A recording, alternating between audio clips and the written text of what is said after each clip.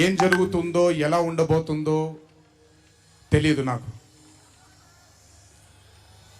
మొదటగా నాకు గుర్తుండి, మరి ఇక్కడ ఉన్నాడు, ఎక్కడ ఉండుంటాడు, ముజీబ్ అని ఆధోని నుంచి మొట్టమొదటిసారి ఒక అభిమాని కనిపించాడు నాకు.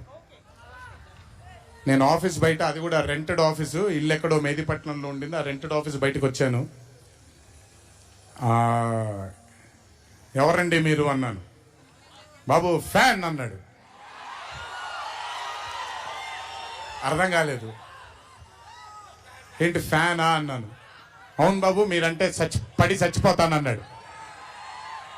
ఒకటే సినిమా కూడా ఇంకా రిలీజ్ అవ్వలేదు, అప్పుడే ఏంటి అన్నాను.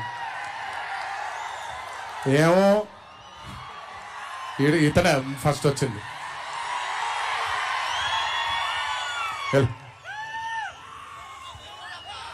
మీరంటే చచ్చిపోతానన్నాడు.